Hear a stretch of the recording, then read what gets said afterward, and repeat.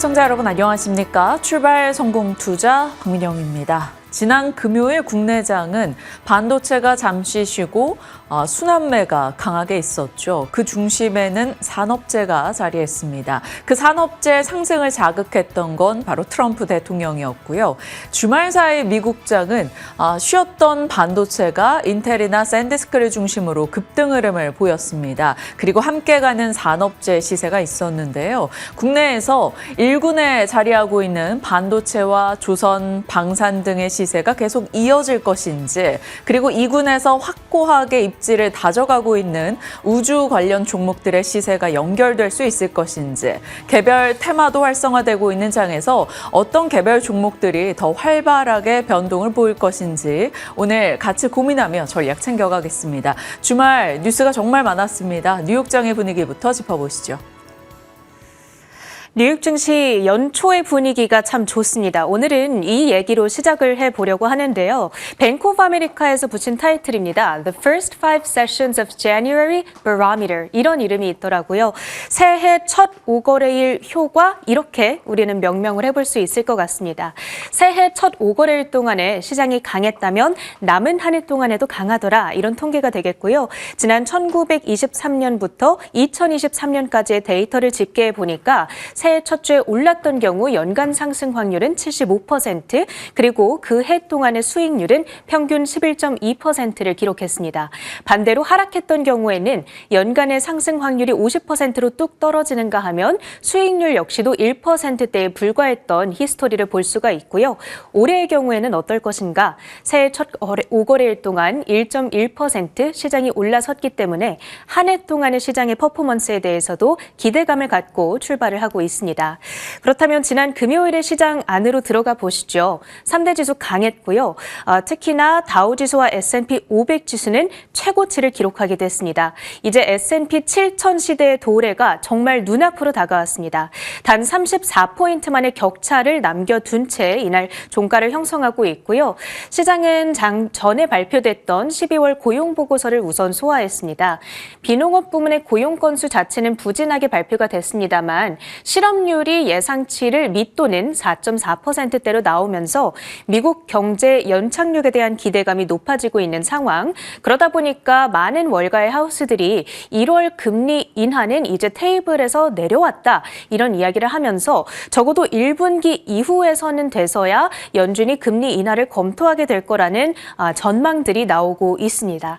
그러다 보니까 연준의 정책에 민감하게 연동이 되는 미국의 2년물 금리가 이날 5bp 이상 급등하면서 사상 최고치를 기록하기도 했습니다. 그런가 하면 결정적으로 장중에 지수가 상승폭을 확대했던 계기는요. 미국의 연방 대법원이 트럼프 대통령의 관세 판결을 연기하겠다라고 발표했던 그 순간이었습니다. 미국의 주요 언론들은 아마도 다음 오피니언 데이인 이번 주 14일에 판결이 나오지 않을까 하고 예상을 하고 있는 상황인데요. 일단은 불확실성 요인, 불안 요인이 조금 밀렸다라는 차원에서 시장의 긍정적인 반응을 이끌어냈습니다. 그렇다면 종목들의 표정이 어땠는지 볼 텐데요. 중요한 뉴스들이 몇 가지 있었습니다. 미조증권에서 먼저 2026년 최고의 AI 칩 주식으로서 엔비디아와 브로드컴을 선정했습니다. 그럼에도 불구하고 딥시크가 앞으로 몇 주 안에 AI 모델을 업그레이드할 수 있다라는 소식이 전해지면서 엔비디아의 주가는 제한적인 등락만을 나타냈고요. 반대로 브로드컴은 3.7%대의 강력한 반등 흐름을 나타냈습니다. 그와 더불어 마이크론의 주가 역시도 5%대의 급등으로 진행이 됐거든요. 반도체 산업협회에서 발표를 했습니다. 11월 반도체 판매량이 전년 동기 대비 30% 가까이 급등을 하면서 사상 최고치를 경신했습니다. 그만큼 견조한 칩 수요를 증명하는 또 하나의 데이터가 발표가 된 것이죠. 인텔의 주가 역시도 11% 가까운 폭등세를 나타냈는데 트럼프 대통령과 리프탄 CEO가 회동을 가졌고 가졌고 이후에 트럼프 대통령은 2나노 미만의 첨단 반도체 출시가 기대된다. 드디어 미국으로 최첨단 반도체가 돌아오고 있다. 이런 긍정적인 발언을 전했습니다. 트럼프 행정부의 전폭적인 지원을 받고 있는 종목으로서 인텔 지속적인 관심이 필요해 보이고요. 장비주들의 분위기도 좋았습니다. 골드만삭스가 램 리서치의 목표 주가를 $180까지 상향 조정을 했고요. 뿐만 아니라 올해 유망 분야로서 웨이퍼 제조 장비 분야를 선정했다라는 소식까지 전해지면서 어플라이드 머티리얼즈, ASML 등의 종목들도 6%대의 강력한 흐름을 가져갔습니다. 그리고 이날 테슬라의 주가도 2%대의 긍정적인 움직임을 보여줬는데요. 뉴스트리트 측에서 올해 상용 로보택시 확대의 최대 수혜주로서 테슬라를 꼽았습니다. 지금 수직적 통합 그리고 유연한 공급 시스템 여러 면 측면에서 봤을 때 테슬라가 가장 크게 수혜를 입을 수 있다라는 코멘트로 이해를 해볼 수 있겠고요. 마지막으로 오라클의 간만에 급등세가 눈에 띄는 하루기도 했습니다. 5% 가까이 급등을 했는데 오픈 AI와 소프트뱅크가 전력 인프라 업체죠. SP 에너지에 $10억 투자한다고 밝혔습니다. 이는 즉 AI 인프라에 대한 투자가 지속되고 있다라는 의미이기도 하고 그리고 스타게이트 프로젝트의 확대 가능성을 시사하는 것이기 때문에 오라클의 주가에는 우호적으로 작용을 했죠. 그 밖에 주요한 테마들 보시면 이날 메모리 업체들의 주가 반락 하루 만에 다시금 급반등세를 나타냈습니다. 특히 CES에서 젠슨왕 CEO의 코멘트, AI 사이클, 이제 추론 시대로 본격적으로 도입하는 가운데에서 추론의 핵심은 메모리, 저장 장치다라는 발언을 했었죠. 웨스턴 디지털과 시게이트가 6%대, 그리고 샌디스크가 12%대. 올해 미국 증시 딱 6거래일 지났거든요. 그런데 샌디스크가 수익률 1위를 기록 중에 있습니다. 벌써 YTD 기준 50%대의 상승률 달려가고 있다는 점 체킹이 필요하고요. 원자력과 전력망 관련주들의 분위기도 좋았습니다. 특히나 오클로와 메타 단연간의 계약을 체결했다라는 소식 가운데에서 오클로가 8% 가까이 뛰었고요. 마지막으로 이 뉴스가 있었죠. 트럼프 대통령이 모기지 채권의 매입을 시사했다라고 얘기를 했습니다. 이 말은 즉슨 채권을 사줬다라는 거니까 주담대 금리는 내려가게 되는 거거든요. 그러면 미국 국민들의 입장에서는 주택을 구매함에 있어서의 부담이 아주 크게 완화되는 겁니다. 이 뉴스가 나온 이후에 실제로 미국의 주담대 금리가 주말 사이에 4년 내 최저 수준을 기록하기도 했고요. 그렇게 된다면 주택 시장은 활성화될 수 있다라는 기대감까지 자극이 되면서 여러 주택 관련주들, 중개업체들, 건설 그리고 인테리어 관련주들까지도 다 함께 움직였다는 점 체킹이 필요합니다. 마지막으로 주말 사이에 정말 많은 지정학 관련 뉴스들이 쏟아져 나와서 한 번에 좀 정리를 해보도록 하겠습니다. 일단 이란을 향한 공중타격 시나리오 계획을 검토 중이다라는 발언이 10일에 나왔고요. 그리고 지금 트럼프 대통령은 그린란드를 확보함에 있어서 강력한 의지를 시사하고 있습니다. 그린란드는 주변에 미국과 러시아를 끼고 주요한 항로들을 많이 가지고 있기 때문에 전략적인 요충지로서 부각이 되고 있고요. 그리고 히토류 등의 광물 자원 역시도 풍부하기 때문에 어떻게 해서든 그린란드를 확보하겠다라는 입장을 계속 강조하고 있습니다. 그리고 멕시코를 향한 군사작전 그리고 쿠바에 대한 개입까지도 시사를 하고 있는 실정이고요. 무엇보다 투자자 입장에서 중요한 것은 국방 예산을 50% 증액시키겠다라고 얘기를 했다라는 부분이죠. 이 돈은 곧 드론과 우주, 해군 분야에 투입이 될 예정이라는 점입니다. 그러다 보니까 지금 올해 들어서 벌써 수익률 상위 ETF를 점검해 봤을 때 방산, 우주, 히토류, 원자재, 지정학 리스크의 대표적인 수혜주는 방산주 그리고 원자재 관련주 이렇게 꼽아볼 수가 있겠죠. 쉴드, 글로벌 방산 기업들을 모아놓은 ETF로서 16%의 급등이고요. 그 밖에도 관련해서 수혜를 입을 수 있을 만한 종목들로서 ARKX, 램엑스, SME 그리고 미국 방산주들을 모아놓은 ITA 지속적인 관심이 필요해 보입니다. 국내 증시의 연결 포인트들로 이어갑니다. 결국에는 트럼프 대통령이 원하는 것을 이루기 위해 하나하나씩 벌어지는 모든 일들이 글로벌 금융시장에 영향을 주고 있습니다. 코스피에서도 마찬가지죠. 6거래 연속해서 지수가 올라가고 있는 가운데 그 상승의 중심에는 트럼프 대통령의 향기가 여기저기 묻어 있었습니다. 일단 코스피 코스닥 지난 금요일 양지수 모두 다 오르며 끝이 났고요. 코스피 상승, 이날은 반도체가 좀 쉬어가는 가운데 조선, 방산 등의 산업재가 강했습니다. 미국 우선주의 정책이 영향을 줬죠. 앞서도 체린 앵커 얘기 주셨습니다만 베네수엘라 공습, 그린란드, 러시아 유조선 납포, 그 외 멕시코, 쿠바 여러 가지 이슈 등이 결국 방산과 미국의 조선에 대한 경쟁력 강화의 속도를 더 빠르게 만들 것이다 라는 모멘텀이 작용되고 있습니다. 자, 한화시스템 27% 급등하기도 했고요. 포메탈 상한가, 빌츠로테크, STX엔진, S&T모티브 등등의 종목들이 상승세를 나타냈습니다. 자, 코스닥은 상대적으로 계속 코스피보다 조금은 뒤처지고 있습니다. 하지만 이날은 그래도 코스닥 시가총액 상위 종목인 알테오젠이 힘을 내는 모습이 있었어요. JP모건 헬스케어 컨퍼런스 등의 일정을 앞둔 영향이었고요. 이날 50만 원을 회복했습니다. 7% 가까운 급등세를 나타냈고요. 한한령 해제에 대한 기대감 일부 남아 있습니다. 지난 금요일에도 화장품 업체들 그리고 콘텐츠 업체들이 중국 진출을 다시금 속도내고 있다 이런 소식을 전달드렸었는데요. 일부 화장품사들을 중심으로 또 엔터사도 반등세를 나타내기도 했습니다. 전체적으로 코스피 지수는 계속해서 반도체 쏠림의 힘으로 올라왔었죠. 반도체가 쉴 때는 조선이나 방산 다른 쪽에서 가주는 모습이 있었습니다. 코스피 지수는 계속된 신고가 트라이 중에 ADR 과매도권 흐름이 나오고 있죠. 이 말은 소외로도 언제든 관심을 둘 수 있다라는 게 될 것이고요. 소외단에서는 눈여겨볼 수 있는 여러 종목군들을 캐치해 두시길 바랍니다. 자, 트럼프 트레이드, 트럼프 대통령, 반도체, 조선, 재건, 경업, 우주, 방산, 여러 분야 등을 자극하고 있는데요. 지난 금요일에 강했던 것은 방산, 드론, 우주항공, 그리고 조선이 되겠습니다. 그러나 주말 사이에 미국장을 거치면서 반도체가 한 번 더 힘을 받았고요. 여기서 원전까지 내다볼 수 있는 상황이 됐죠.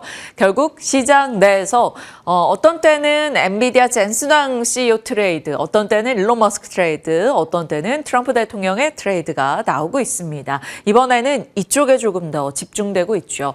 트럼프의 국방 예산 증액에 대한 욕구, MRO 사업 모멘텀이 돼주고 있죠. 미국의 MRO 사업, 한국의 미국 조선 진출이 훨씬 더 공격적으로 진행될 수 있음을 뜻합니다. 그리고 방위산업의 글로벌 수출에 대한 기대를 자극할 수 있겠죠. 한화시스템 강했고요. 한화에어로스페이스, 한국항공우주, 현대로템, 그리고 조선단에서 상대적으로 약했었던 삼성중공업까지 갔습니다. 그래서 방위산업과 조선 내에서도 상대 강도가 약했던 종목군들, 한국항공우주 혹은 삼성중공업, 한화시스템이 되겠죠. 굉장히 강하게 치고 나가는 모습이 눈에 띄었었다라는 것을 확인할 수 있습니다. 자, 1군의 순환매, 반도체와 조선, 방산 내에서 순환이 돌고 있고요. 자동차와 바이오가 조금씩 움찔움찔하고 있습니다. 특히나 자동차는 움찔이라고 하기에는 거의 급등했다가 또 쉬었다가 급등했다가를 반복했던 지난주였었죠. 바이오와 자동차가 이들만큼 강력한 1군의 자리, 순환매에 합류할 수 있을지 봐야 되겠고요. 테마단에서는 로봇과 자율주행 우주에서 계속 돌아가는 흐름이 있었었는데 소외돼 있었던 폴더블이 애플의 폴더블 폰에 대한 이야기가 나오면서 조금 관심을 받아가고 있는 요즘이죠. 그래서 폴더블 관련주들에 대한 시세 체크도 계속 이어집니다. 제가 말씀드렸었던 건 파이넴텍이었고 시장에서 움직였던 것 중 하나가 파이넴텍 외에도 덕산 네오룩스 혹은 도우인시스 등의 종목들이 눈에 띄기도 했습니다. 스테이블 코인도 일정을 앞두고 IT센 글로벌 등을 중심으로 올라가는 모습이 있었고요.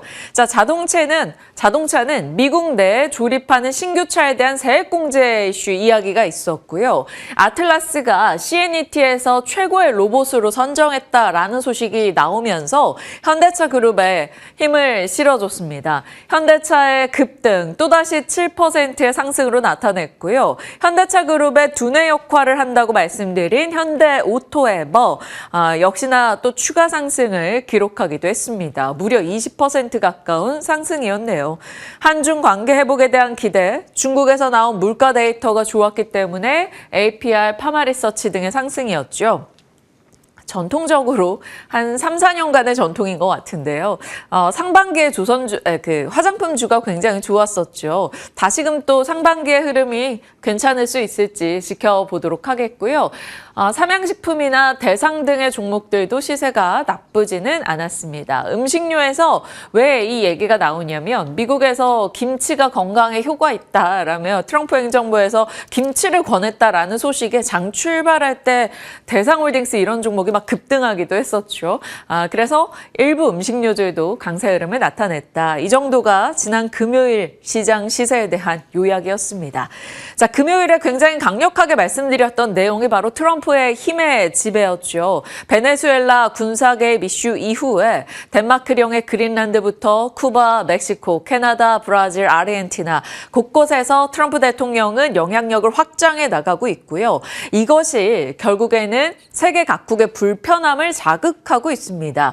그에 발맞춰서 트럼프 대통령은 국방비를 급격하게 증액하겠다라는 얘기를 꺼내 놓았고요. 세계 국방 예산 증가를 자극했죠.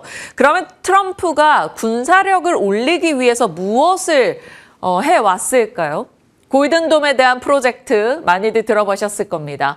황금함대, 그리고 드론 도미넌스. 그래서 미국 내에서 앞서 ETF 시세로도 확인을 해주셨습니다만 방산, 우주, 드론 관련한 종목들의 시세가 훨씬 더 좋았다라고 볼 수 있겠죠. 이것이 결국 미국이 원하는 것이고 여기서 파생되는 산업이 국내에서 강한 시세를 이어내고 있습니다.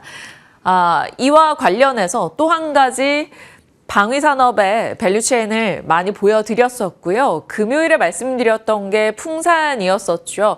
방산이자 실적 개선에 대한 기대, 그리고 구리 가격의 계속된 상승세, 이것이 풍산의 모멘텀이 될 수 있다라는 점이었었는데 일단 금요일 시세는 나쁘진 않았습니다. 6% 정도 오르며 끝나기도 했네요. 이런 CNT 모티브 등의 종목들도 요즘에 소총이나 기관총에서 체크되기도 하고요. 관련해서 이렇게 시세들 한 번씩 잘 봐주시길 바랍니다. 물론 대장주들이 가장 강력한 시세를 내고 있는 최근장이긴 합니다.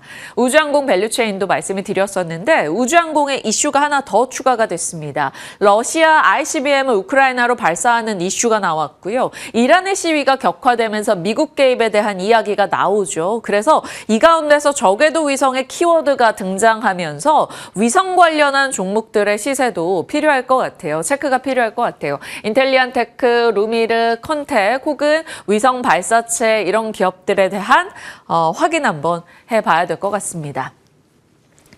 큰 사탄과 악의 축, 이 이야기 과거에 들어보셨던 기억이 있으실까요? 이란 측에서 미국을 큰 사탄이라고 표현했고요. 미국 측에서는 이란을 악의 축이라고 표현했던 바가 있습니다. 미국과 이란의 악연은 꽤 오랫동안 이어지고 있죠. 과거에 이란에서 처음으로 석유를 발견했던 건 영국인이었습니다. 그래서 영국이 이란에 오일 회사를 설립했고 이게 추후에 지금 세계적인 에너지 회사 BP가 되기도 하는데요. 그래서 영국은 40여 년 동안 이란의 오일을 거의 독점하다시피 했습니다. 이란 측에서는 불편할 수 있겠죠. 자국에서 나는 석유를 하나도 이익하거나 통제화시키지 못했기 때문입니다. 그래서 그것을 반발하는 정권이 등장했었어요. 모사데그 총리입니다. 자, 그리고 나서 이에 대해서 미국과 영국은 다시 석유를 가지고 오고 싶어서 이 팔레비 국왕을 복권하는 데 힘을 쓰게 됩니다. 그리고 이를 두고 이란은 반발 출발하게 되죠. 그러면서 발생했던 게 1979년도 이란 혁명이었습니다. 친미, 친서방 성향을 갖고 있는 팔레비 왕정을 무너뜨렸던 혁명으로 기억이 되고요. 이란 측에서는 이를 피해서 도망갔던 미국의 망명한 팔레비 왕을 소환하길 요청합니다. 미국이 거부했죠. 그리고 이란 내에서 반미 시위가 격화됐었습니다. 이것이 굉장히 큰 포인트인데요. 미국의 대사관을 이란 시위대가 444일을 점거했습니다. 굉장히 긴 시간이었고요. 이것에서 촉발된 것은 미국이 이란에 대한 일종의 트라우마가 생성됐습니다. 그리고 나서 1983년도 레바논의 친이란 성격인 헤즈볼라 측에서 미국의 해병대 사령부를 공격했습니다. 그리고 이때 미군이 한 240여 명 사망하는 사건이 있었죠. 미국 측에서 이란에게 굉장히 민감하고 예민하게 입장을 취하는 이슈일 것 같고요. 물론 당연 미국도 가만히 있지 않았습니다. 이란 혁명 세력의 신정공화정이 출범한 이후부터 미국 측에서는 직간접적 경제 제재를 했고요. 이란과 이라크가 전쟁을 할 때 이라크를 지원하기도 했죠. 그리고 트럼프 일기 때 이란과의 핵 합의를 백지화시켰습니다. 그리고 이란산의 원유 수입을 금지시켰죠. 그리고 이란의 군사 조직을 테러 단체로 지정했습니다. 이런 과정 속에서 이란의 원유 수입을 금지한다던가 여러 가지 경제 제재를 취했었고요. 이란의 경제난이 심각해지면서 결국에 최근 들어서 이란 내에서 시위가 격화되고 있습니다. 이란의 경제난 항의 시위가 이어지면서 사상자가 급증하고 있다라는 소식이 주말 사이에 들려왔었죠. 2,000명 이상 사망했을 것이라는 추정이 나오고 있습니다. 전국적으로 인터넷이 차단되고 나서 시위대의 총살, 학살이 벌어지고 있다라는 소식이 들려오고 있죠. 이와 좀 연결해 볼 수 있는 국내 산업 혹은 트렌드로 볼 수 있는 건 스타링크 혹은 저궤도 위성 쪽이 되겠습니다. 왜냐하면 2022년도에도 이란 측에서 여러 가지 시위대 이슈가 있었을 때 스타링크가 인터넷을 지원하기도 했었거든요. 결국에는 저궤도 위성, 지정학적 리스크가 불거질 때마다 스타링크의 인터넷 공급, 저궤도 위성에 대한 이슈가 부각되는 내용일 겁니다. 자, 미국에서는 반정부 시위 강경 진압할 경우 미국이 개입할 여지가 있다는 것을 드러내고 있죠. 트럼프 대통령, 이란을 도울 준비가 되어 있다. 베네수엘라 군사 개입했던 것처럼 이란의 군사 개입을 할 수 있다라는 것을 시사한 것이고, 이란 측에서는 미국은 오판하지 말라. 이스라엘과 미국의 모든 미군 기지 함선은 우리의 정당한 표적이 될 수 있다라며 강력하게 반발하는 목소리를 냈습니다. 여기서 볼 수 있는 것은 방위산업이 되겠죠. 결국 세계 각국의 불편함, 저궤도 위성, 방산으로 연결될 수 있다는 포인트를 짚고 가겠습니다. 자, 그래서일까요? 미국 내에서 많이 올랐던 테마 상승 상위 살펴보시면 방위산업과 우주 빠지지 않고 들어가 있는 것을 확인할 수 있습니다. 올해 들어서 로키드 마틴의 시세가 굉장히 좋았던 것도 볼 수 있겠죠. 그리고 또 하나가 건설 주택, 건설 인프라, 리츠 쪽이 되겠어요. 지난 금요일에는 하락했던 이들이 토요일 마감 뉴욕장에서는 강하게 올랐습니다. 미니 양적 완화로 볼 수 있는 트럼프 대통령의 이벤트가 있었죠. 잠시 후에 말씀드리겠고요. 반도체 쪽도 쉬었다가 이날은 모조리다 상승세를 기록했습니다. 장비주들의 시세가 조금 더 돋보였어요. 램리서치, 온투이노베이션 이런 종목들의 상승세 확인이 됐고요. 알루미늄과 구리도 또다시 달려갔습니다. 그리고 원자력 관련주들의 시세도 좋았는데 이들이 이런 시세가 난 이유가 무엇인지 하나씩 살펴보도록 하겠습니다. 넘어가 보시죠.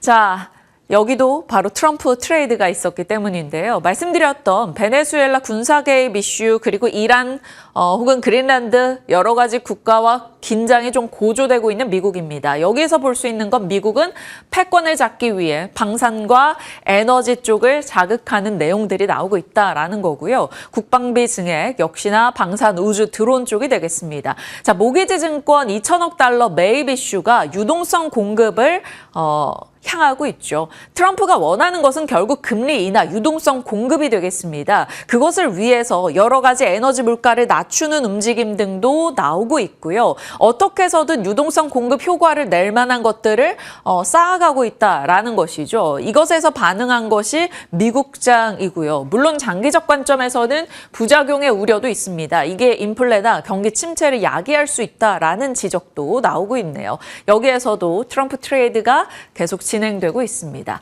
자, 뉴욕장 3대 지수 모두 올랐고요. 필라델피아 반도체 2.7%나 상승했죠.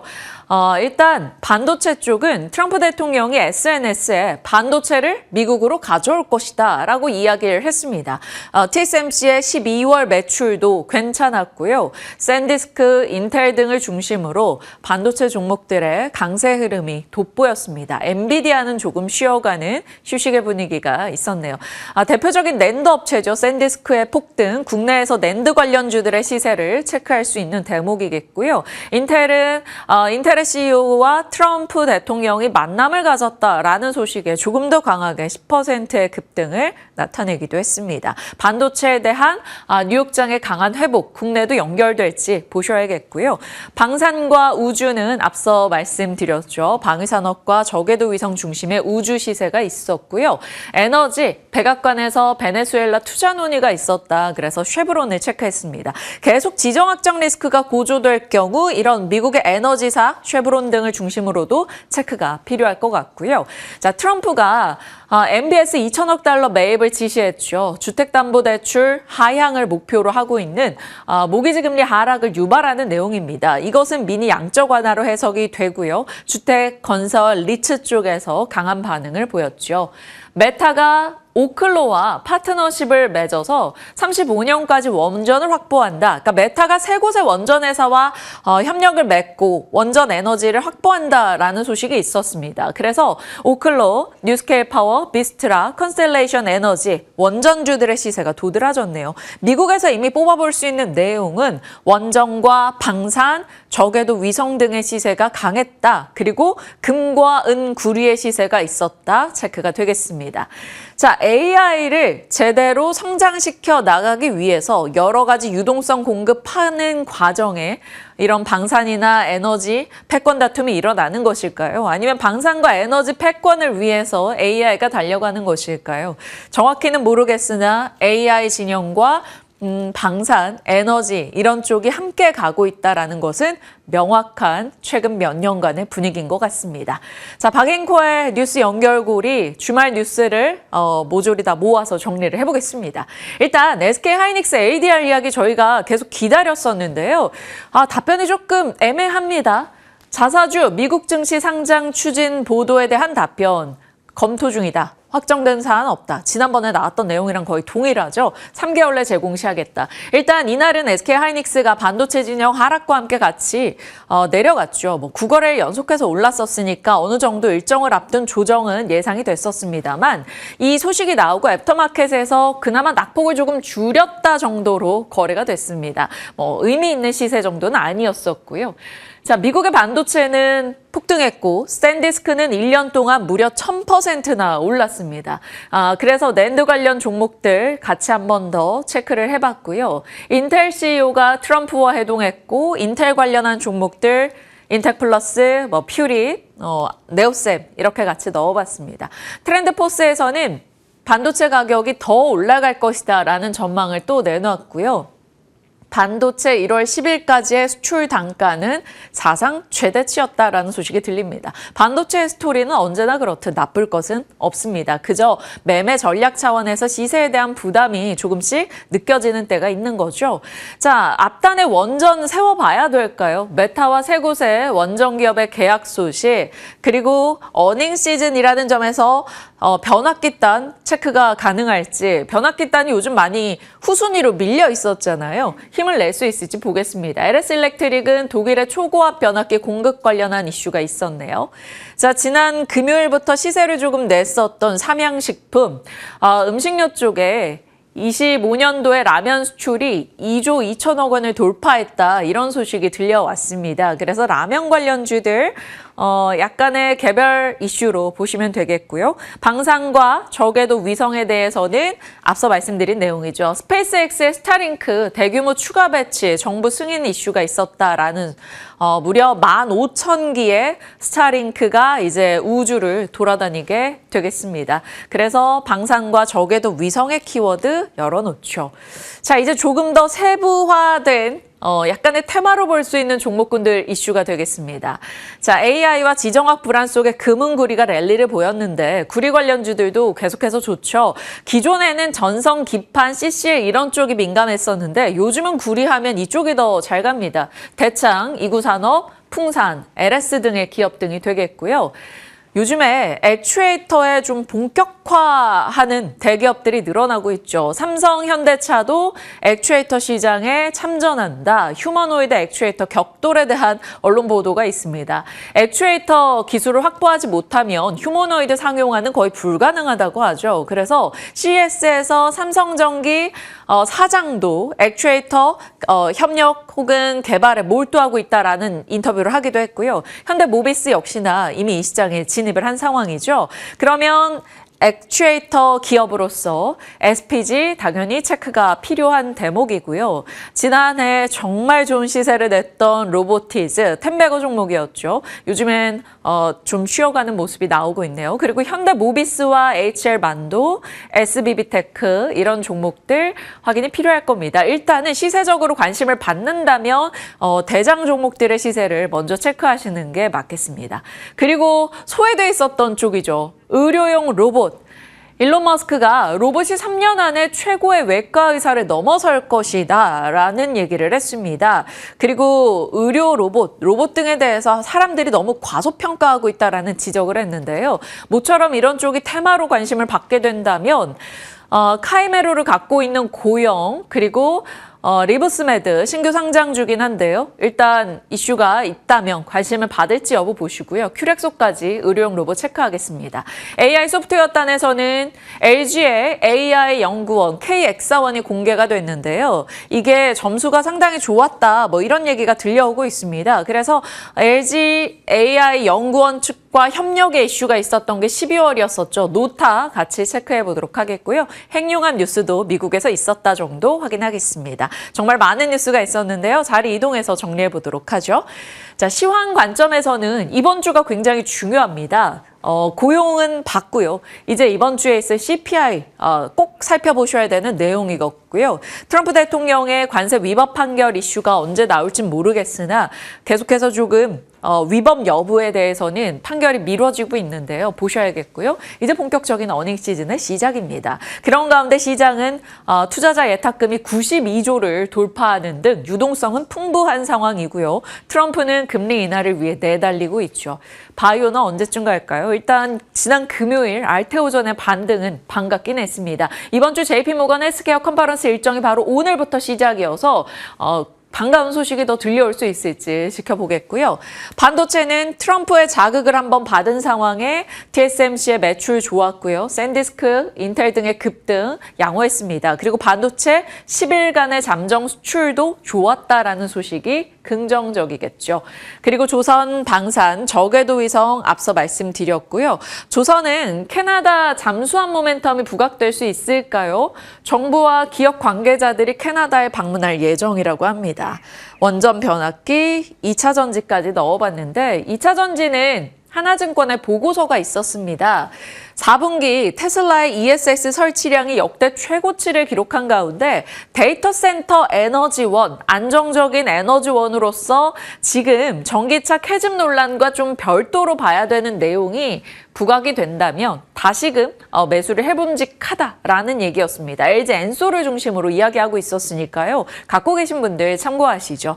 자, 분위기 파악해봤고요. 이번 주 일정입니다. 오늘 JP모건 헬스케어 컨퍼런스 일정이 있고요. 1월 10일까지 수출입 데이터, 그러면 반도체, 변압기, 화장품, 라면 등의 수출 데이터 확인을 해보시면서 조금 어닝 시즌에 대한 가늠을 해볼 수 있을 것 같습니다.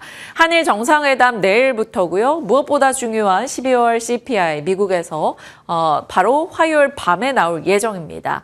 그리고 연준의 베이지북 공개 10월 10월부터 11월, 12월까지의 PPI 미국 공개 자리하고 있고요. 한국은행 금통이 이번 주 목요일입니다. 그리고 실적 발표 기업들 요 정도 자리하고 있으니까요. 언제나 그랬듯 실적 시즌은 금융주 먼저 시작된다 보시죠. JP모건 헬스케어 컨퍼런스 관련해서는 지난주에 보여드렸던 내용이죠. 바로 오늘부터가 될 텐데요. 국내 기업 중에 공식 발표사는 요 정도 되겠고요. 글로벌 파트너사들의 움직임들 같이 확인해 주시길 바랍니다. 자, 이렇게 시장의 흐름 짚어봤고요. 오늘 여러 가지 불편한 지정학적 관계 속에서 방산주 브리핑 해주신다고 하는데요. 미나 앵커 나와주시죠. 후회하고 있어요. 저의 개인적인 후회를 담아봤습니다. 방산주들이 최근에 쉬는 듯 했다가 다시 신고가를 경신하고 있는데요. 대표적인 종목이 바로 이 한화 에어로스페이스입니다. 지난 금요일 121만 9천 원에서 신고가를 경신했는데 제가 후회가 되는 이유는 그래프 차트를 보시면 아시겠지만 작년에 고점을 찍고서 그 이후에 주가가 빠지면서 조정을 받는 순간이 있었습니다.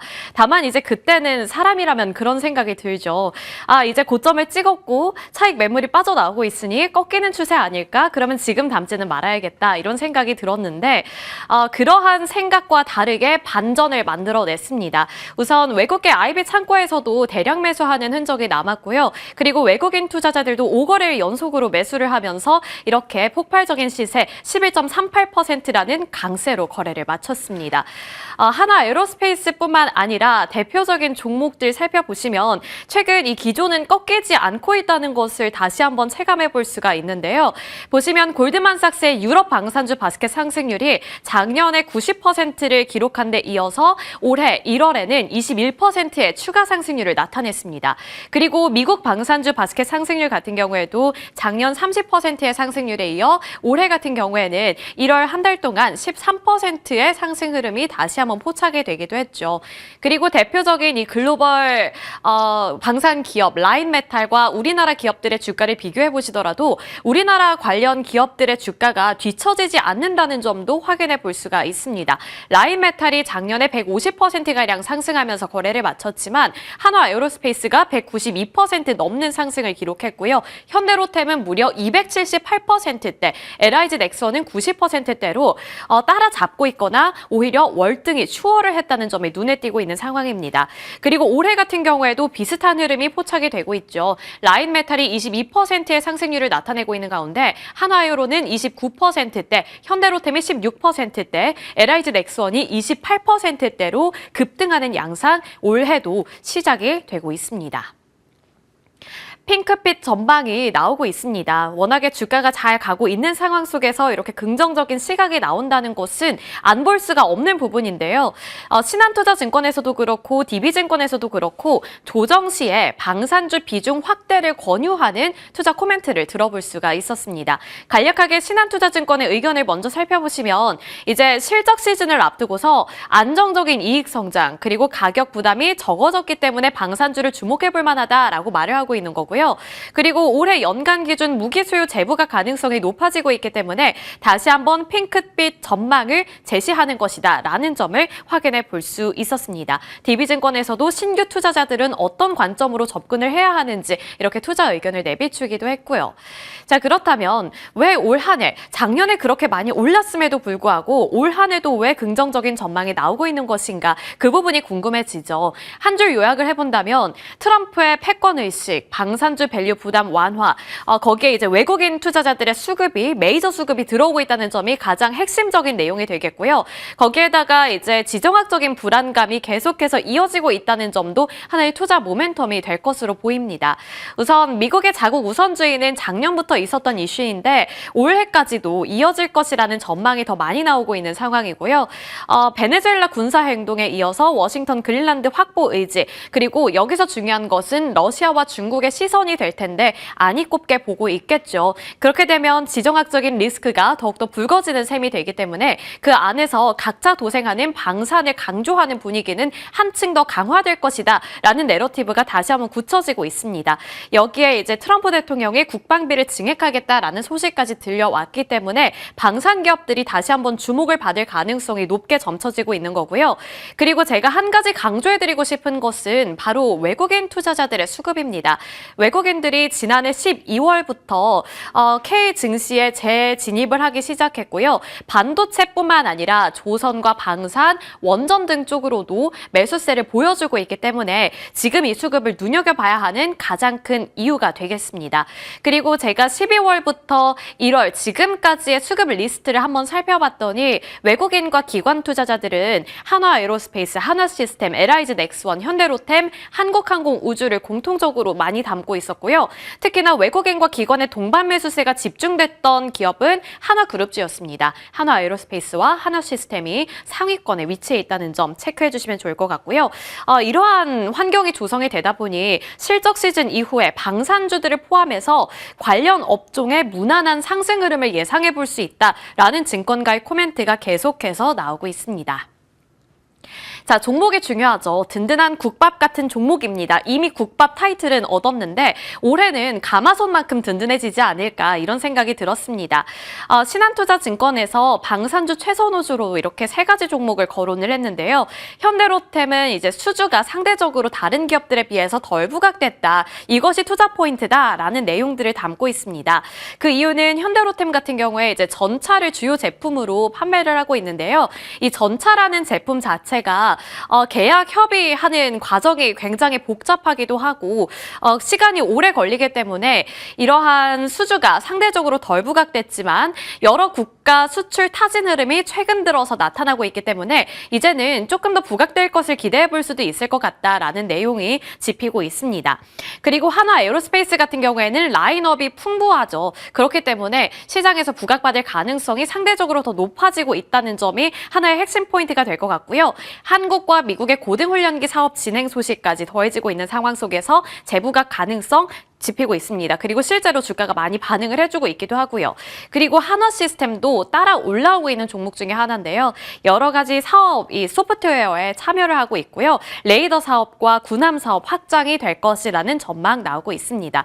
특히 여기서 하나그룹주들 제가 앞서서도 강조를 해드렸는데 외국인들이 5거래일 연속으로 매수를 하고 있는 흐름 나오고 있으니까요. 수급적인 부분도 확인해 보시길 바라겠습니다.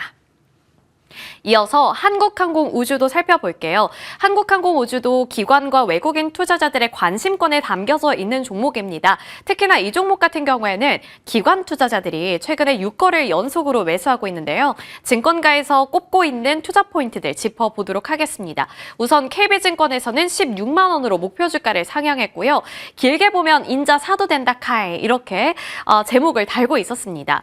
4분기 실적은 사실 컨센서스를 하회할 것으로 전망이 되고 있습니다. 하지만 크게 우려할 필요가 없다라는 내용이 나오고 있는 이유는 폴란드양 FA-50GF 그리고 소형 공격 헬기 일부의 매출이 올해 1분기로 2월된 영향이기 때문에 못해서가 아니라 어차피 반영이 안 된 실적은 1분기에 반영이 될 거고 4분기에 반영이 안 되는 것뿐이다 라는 점을 체크해 주시면 좋을 것 같습니다. 그래서 4분기 실적 같은 경우에는 컨센서스를 하회할 것으로 보이지만 오히려 올해부터는 실적 고성장이 본격화될 것이라는 전망 나오고 있는 상황이고요. 지난 4분기에 2월된 매출액은 2천억 원으로 집계가 되고 있는 상황 속에서 KF21에 대한 기대감 높아지고 있는데 이 KF21이 양산할 수 있는 매출액은 7천억 원에서 8천억 원으로 집계가 되고 있습니다. 그래서 그것이 실적에 추가가 될 수 있다는 점도 긍정적인 모멘텀이 될 것으로 보이고 따라서 매출액을 전년 대비 54.9%, 영업이익은 전년 대비 77.8% 증가할 것으로 예상했습니다. 그리고 NH투자증권에서도 15만 8천 원으로 목표 주가 상향을 했는데요. 따라잡기까지 시간이 얼마 안 걸릴 것 같다라는 생각도 듭니다. 그리고 이 KF21에 대한 수출 기대감을 공통적으로 꼽고 있었는데 필리핀 그리고 UAE, 이집트에서 모두 다 이 한국항공우주에 물건을 사들일 가능성이 높게 점쳐지고 있습니다. 그래서 이제 수출 다변화라는 모멘텀도 갖고 있다는 점 확인해 주시길 바라겠습니다. 이어서 하나오션입니다. 조선주로 방향을 좀 틀어보도록 할 텐데요. 앞서서는 이제 대표적인 방산 기업들이었지만 최근에 미국 트럼프 대통령은 조선도 강조하고 있고요. 방산도 강조하고 있습니다. 그리고 그 안에서 교집합으로 거론이 될 수 있는 종목은 바로 하나오션인데 하나오션은 제가 여러 번 짚어드린 바 있습니다만 군함과 관련해서 특화되어 있는 기업입니다. 그래서 잠수함 명가이자 방산 특화주이기 때문에 시장에서 방산으로 함께 엮여서 조금 더 강한 시세를 분출해낼 가능성이 짚히고 있는 거고요. 트럼프 대통령의 군비 증강 기조는 해군을 중심으로 편성될 것이라는 증권가 분석 나오고 있습니다. 유의미한 비중과 증가율을 기준으로 살펴보시면 해군 쪽의 예산이 조금 더 많다는 것을 확인해 볼 수가 있는데요. 우주와 공군 이쪽이 지금 시장에서 반응을 주고 있는 쪽인데 그것과 비교했을 때 해군의 무기 도입 예산이 324억 불로 훨씬 더 높게 책정이 되고 있습니다. 그래서 미국의 해군력 강화, 생산성 향상이 최우선으로 지금 꼽히고 있는 상황 속에서 군함 사업을 영위하고 있는 국내 조선업 쪽으로도 수혜가 예상이 된다라는 점 보시면 좋을 것 같고요. 그리고 2022년 국내 방산업체 사이클을 견인했던 키워드가 조선업황에도 반영이 되고 있다는 점도 눈여겨볼 만한 대목입니다. 그 방산 대표 키워드가 수요 급증, 30년 이상 누적된 생산 기반 약화, 빠른 납기와 가격 경쟁력 이 세 가지 키워드인데 이게 지금 조선업 환경과 비슷하다라는 것이 하나의 투자 포인트. 그래서 조선도 방산 같은 흐름을 계속 이어가게 되지 않을까라는 가능성이 짚히고 있는 거고요. 여기서 가장 큰 수혜 기업은 하나오션으로 꼽히고 있습니다. 그리고 그 다음에 HD 현대중공업으로 될 것으로 판단한다라는 DB증권의 의견까지 체크해 보시길 바라겠습니다. 다만 이제 일회성 비용 발생으로 작년 4분기 실적은 컨센서스를 하회할 것으로 예상이 되고 있습니다만 이미 예견이 된 부분이기 때문에 주가가 그것을 소화할 수 있을지 관전 포인트가 되겠고요. 수급까지만 한 번 더 살펴볼게요. 기관 투자자들 6거래 연속으로 매수하는 가운데 외국인들도 5거래 연속으로 동반 매수하고 있고요. 외국인 투자자들의 1월 순매수 리스트에서 이 하나오션이 3순위를 기록하고 있었고 기관 투자자의 리스트에서는 순매수 2위를 기록하고 있었습니다. 그래서 조선 내에서도 하나오션이라든지 군함 사업을 영위하는 쪽 눈여겨보시면 좋을 것 같습니다. 포모 현상을 만들어내고 있는 방산주, 올해 전망 정말 핑크빛일지 그 전망과 함께 전략 저희와 함께 세워보시죠.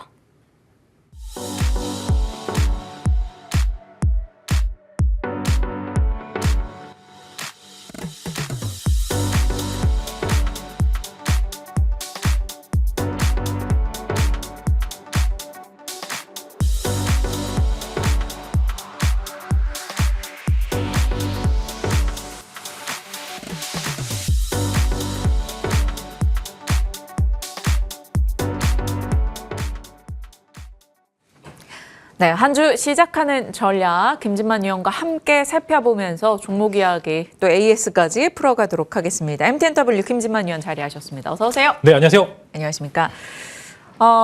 반도체의 쉼을 잘 쉬었다라고 받아들일 수 있을까요? 뉴욕장에서 반도체 강세 도드라졌습니다. 국내장은 반도체 쉬었다라고 하기도 그래요. 금요일 하루 잠시 그냥 안 오른 거죠. 그래서 반도체 종목군들 중심으로 시장 전략 어떻게 짜야 될 것인가 이야기 풀어보겠습니다. 김진만 위원님 전략 짜주세요. 네, 일단은 삼성전자가 너무 셉니다. 지금 보시게 되면 금요일 날 하루 정도는 조정을 주지 않을까라고 생각을 했는데 이제 장 후반에 갈수록 엄청나게 강한 모습을 보여주다가 결국에는 관련돼서 하이닉스는 이제 ADR 관련된 이슈가 반영이 되면서 올라갔고요. 그다음에 삼성전자는 마찬가지로 뒷심이 엄청나게 세게 올라가면서 이제 양전까지 성공을 했는데 다만 이제 우리가 품 안에 삼성전자와 하이닉스만 갖고 있는 게 아니라 소부장 업체들이 갖고 있을 건데 이쪽에 수급이 몰리다 보니까 이제 마이너스 5% 이상의 음봉으로 마감한 이제 종목들이 굉장히 많이 나오게 되는데 일단 전체적으로 좋을 겁니다. 오늘 이제 야간 선물도 1% 이상 상승으로 마감을 한 상황이고 그다음에 명확하게 반도체와 에너지 인프라 쪽에 미국장에서 너무나 큰 호조의 반등이 나왔기 때문에 오늘 전체적으로 갭 상승하기 때문에 당장 들러먹기는 무섭습니다만 만약에 우리가 동일하게 비슷하게 반도체 업종들에 나오는 하루나 이틀 정도의 조정, 그다음에 삼성전자의 1, 2%에 나오는 조정에 매수할 수 있을 용기가 분명히 필요하다라고 생각합니다. 당연한 이야기지만 이금 나오는 조정이 나 조정 때 매수해야지라고 하지만 막상 조정이 나왔을 때 들러붙기 쉽지, 매수 버튼을 누르기 쉽지 않습니다. 이게 드디어 단기 조정의 신호탄인가라고 생각을 하실 수 있을 거다라고 생각은 되는데, 일단은 제가 이제 여러 가지 데이터를 모아서 반도체나 삼성전자, 하이닉스가 정말로 위험할 때가 언제인지 제가 분석을 해봤는데, D램 가격이 일주일 이상 하락을 하는데 주가가 올랐을 때, 그때가 정말로 단기 고점이다라고 단기 고점이다. 장기적으로 이제 반도체는 사이클의 마지막이다라고 생각을 이제 데이터를 축적을 했기 때문에 그때가 나오면은 저도 이제 알려드릴 예정이지만, 지금은 정말로 반도체를 매수하고 이제 엉덩이 무겁게 있을 필요가 있다라고 말씀을 드리면서 전체적으로 오늘 시장 자체는 좋을 것으로 전망이 됩니다. 다만 이제 환율이 그곳에 이제 1,460원을 다시 돌파를 해서 이제 우리가 이제 연기금이 투입이 된 상황인데, 지금 오늘이 추가적인 투입이 있을지 조금 고민이 되기는 합니다만, 외국인들이 환율이 안정되지 않는다라고 하면은 현물 플레이가 아니라 옵션 플레이에 좀 치중을 하기 때문에 등락폭이 좀 심하고, 옵션 플레이에 좀 치중이 되면은 소부장단에 좀 수급을 못 받을 수 있을 만한 경우가 있기 때문에, 지금은 환율 문제를 촉각을 세우면서 그래도 반도체 위주의 포트폴리오를 구성을 하면은 적어도 시장보다 우수한 수익률을 거두실 수 있다라고 생각이 되고 있고요. 그다음에 이제 여기 추가적으로 오클로와 메타의 계약으로 인해서 오늘 에너지 밸류 체인이 얼마만큼의 강한 상승을 보일지, 그다음에 추가적으로 삼성전자의 약진을 한번 추가로 기대를 해볼 수 있을 것 같습니다. 지금으로선 그럼 하이닉스보다 삼성전자의 무게를 실어주셨는데, 사실 지난주에 개인 투자자들이 3조에 달하는 삼성전자 매입이 있었거든요. 그리고 신용융자 잔액도 삼성전자에 집중돼서 B2가 쏠려 있단 말이죠. 이거 괜찮은지 궁금하고, 그래도 괜찮다면 삼성전자 얼마까지 보시는지. 일단 B2 관련돼서는 덩치 체급이 커졌기 때문에 어쩔 수 없는 상황이다라고 생각합니다. 저도 이제 키가 큽니다만, 당연한 얘기지만 키가 크면은 지방이 많이 쌓일 수밖에 없습니다. 이제 그건 어쩔 수 없는 부분들인데, 이게 이제 덩치가 크다라고 하면은 조금 지방이 든다라고 해서 체형적으로 살쪄 보이는 건 아닐 수 있기 때문에, B2 관련돼서 이번 체급이 커졌기 때문에 그런 숫자에 너무 연연할 필요는 없다라고 생각이 되고 있고요. 제가 이제 삼성전자 대 하이닉스 관련된 질문을 엄청나게 받았는데, 오늘 주말 관련돼서 주말에 굉장히 공부를 많이 해봤는데, 이제 사이클에서는 하이닉스보다는 삼성전자가 확실히 우위에 있겠다. 누가 좋다라고 하는 게 아니라 삼성전자가 가진 무기 자체가 증설 사이클에서 하이닉스보다 훨씬 더 좋은 모습을 보여주게 될 가능성이 크고요. 턴키 방식이 워낙 이제 지금 좋을 수밖에 없는 상황인데, 이제 최근에 제가 이제 지난주에 우스갯소리로 삼성전자가 D램 낸드가 가격이 너무 좋다 보니까 파운드리, 이제 고객사들한테 삼성전자의 파운드리를 쓰지 않으면은 D램과 낸드를 주지 않겠다라고 우스갯소리로 이야기 들었는데, 주말에 이제 애플에서 이제 이미지 센서 파운드리 쓰겠다라고 계약이 나왔는데, 이 정도면은 추가적인 고객사까지 파운드리가 확보를 하게 된다라고 하면 삼성전자가 지금뿐만 아니라 거의 TSMC급 체급으로 올라갈 수 있을 만한 가능성이 있다라고 말씀을 드리면서, 지금 삼성전자, 하이닉스 중에 뭘 사요라고 물어보게 되면 저는 단연코 삼성전자를 우선적으로 이야기를 드릴 수 있을 것 같습니다. 그래서 얼마? 저는 목표가를 제가 원래 15만 원 제시를 드렸는데 그냥 18만 원까지 올려서, 다만 이제 되게 18만 원이라는 목표가는 3월 전에 달성이 될 수 있을 것 같다 이야기를 드리면서, 아마 최근에 퇴직연금 투자도 굉장히 활발하고 있는데 반도체 ETF를 사시고요. 저는 3월까지 팔지 않는 그런 전략이 반드시 필요하다, 이렇게 말씀을 드리도록 하겠습니다. 네. 기존에 삼성전자 15만 원 얘기하실 때, 지난해 15만 원 말씀하실 때도 너무 공격적이지 않을까 걱정했는데, 어느덧 그 가격에 또 바짝 다가와 있습니다. 18만 원으로 목표가 상향해 주셨어요. 사실 삼성전자, 하이닉스 이런 종목의 목표가를 설정하는 것보다는 명확한 속도, 강도, 방향의 측면에서 이 내용을 이해해 주시길 바랍니다. 자, 반도체 진영에 대한 얘기 살펴봤고요. 자동차 쪽으로 가볼까요? 그동안 눌려 있었던 서름을 폭발하듯 새해 들어서 현대차가 힘을 내고 있습니다. 현대차, 기아, 현대오토에브, HL만두, 모비스까지 현대차 그룹주 전반이 강세 흐름을 기록하고, 그 중심에는 CES가 있어요. 이제 로봇 기업으로서의 우리를 봐라라는 것을 명확히 보여주는데, 현대차 그룹 어떤 종목들 위주로 압축하십니까? 네, 일단 CS에서 지금 이제 아틀라스가 굉장히 호평을 많이 받았고요. 이제 테슬라의 옵티머스보다 상위 레벨에 있다라고 이제 평가를 외신들이 하고 있는데, 일단 현대차와 이제 네이버가 지난해까지 그 주가 그렇게 올랐는데도 많이 올라서 좀 이제 주주분들이 좀 서름이 있었는데, 지금 현대차도 그렇고 현대오토웨이브는 저 큰 기업이 막 진짜 20% 넘게 오르는 게 자주 보이는 게 흔치가 않은데 이렇게 올라왔습니다. 그래서 그룹주 내에서 보시게 되면 계속 말씀드렸던 대로 현대차와 현대오토에버를 보시는 게 가장 좋은 상황인데, 이제 우리는 또 싼 기업을 당연히 조금 더 이제 안정적인 기업, 안정적으로 좀 보일 수 있을 만한 구간들이 있어서 이제 분명한 이야기지만 현대차가 이렇게 주가가 오르게 되면 승계 관련된 이야기가 다시 한번 나올 수 있다라고 생각합니다. 그래서 현대차 그룹에 조금 이제 승계 관련된 이벤트를 보시게 되면 당연한 이야기지만 현대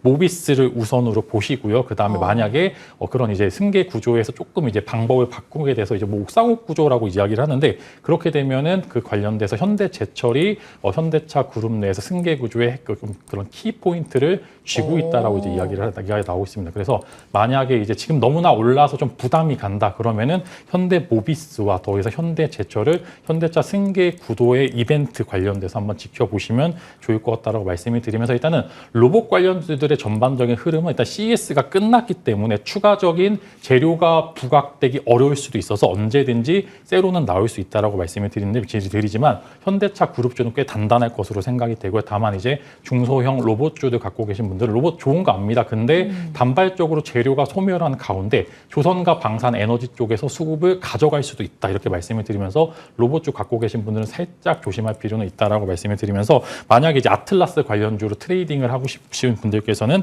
SP 시스템즈와 우림 PTS 두 종목을 말씀을 드리면서 이제 중소형주 이제 단기 트레이딩은 그쪽으로, 만약에 내가 현대차 그룹주 내에서 컨택을 하고 싶다라고 하시면은 현대 모비스와 현대 제철 쪽으로 한번 여러분들이 손을 떠보셔도 좋을 것 같습니다. 김진만 의원님, 앞머리도 깔끔하게 세팅하시고 오늘 전략도 너무 깔끔하게 주시네요. 현대차 그룹 내에서 관심을 두고 계신다면 현대모비스와 현대제철 얘기해 주셨어요. 현대모비스는 사실 액추에이터 사업 얘기도 있기 때문에 같이 더 볼 수 있을 것 같고요. 말씀 주신 키워드들 로봇 내에서는 아틀라스 관련주 두 종목 정도 따로 얘기해 주셨으니까 기억해 주시길 바랍니다. 현대차 그룹주까지 살펴봤고, 이제 조선 방산 안 할 수 없죠. 반도체 수급을 앗아가면서 확고하게 자리매김해주고 있는 게 조선 방산입니다. 조방원의 랠리가 다시 더 강력하게 진행이 될지 궁금한데요. 트럼프 때문에 세계 각국이 불안한 지금이에요. 지정 확장 리스크 혹은 국방 예산, 군비 증강에 대한 이야기가 나옵니다. 방산의 토픽 지금 어떻게 꼽으세요? 네, 방산주들 지금 너무 많이 오르긴 해. 사실 이제 바닥권에서 분명히 기회가 있었을 거다라고 생각합니다. 다만 이제 이거 사이클이 끝난 거 아니야? 이제 한국 주식 투자자분들이 피크아웃을 정말 무서워하기 때문에 항상 이제 빠진 종목들은 무섭고 올라간 종목도 무서운데 이제 오히려 용기가 필요했던 시점이다라고 코멘트 드리긴 했습니다만, 방산주들 아마 추가적인 상승세에 충분히 동반이 가능할 것으로 전망이 되는데, 여기서 옥석 가리기도 분명히 있을 것 같고요. 그다음에 많오른 종목군들이 컨택을 하게 되면은 S&T 모티브를 한번 제가 코멘트를 드리도록 하겠습니다. 지금 3대장이라고 하는 하나 에어로스페이스와 현대 로템, 그다음에 LIG 넥스온 같은 경우에는 그래도 바닥권에서 꽤나 많이 올랐기 때문에 당연한 이야기지만 추가 상승 가능하지만, 우리는 덜 오른 기업과 뒤이어서 리레이팅, 즉 재평가받는 기업에 대해서 조금 더 손에 들어주는 상황이기 때문에 저는 오늘 이제 조선주 방산주 탑픽으로는 S&T 모티브를 이야기를 드릴 수 있을 것 같고요. 이제 시장이 다시 열린 겁니다. 지금 방산과 조선이 정체되었던 이유는 이제 마켓이 막혔고, 그 다음에 조선 쪽은 도크가 꽉 찼기 때문에 이익률 개선이 제한적이다라는 이제 그런 시장의 평가가 있었는데, 이제 트럼프의 이야기로 인해서 군비 경쟁이 좀 심하게 되면은 확장성, 즉 멀티플이 나오게 되면서 방산 쪽이 올라갔고요. 그다음 조선 쪽은 이제 해외 조선소를 인수를 하게 되면서 도크량이 늘어나게 된 이런 이제 이익률 개선세가 보여질 것으로 전망이 되니까 방산과 조선주 지금의 여러분의 해답이 될 수 있을 것 같습니다. 그래서 후발주자의 역할은 당연히 방산이 먼저 쳤기 때문에 이번 주 한 주는 조선 쪽으로도 한번 여러분들이 관심을 가져보시면 좋을 것 같습니다.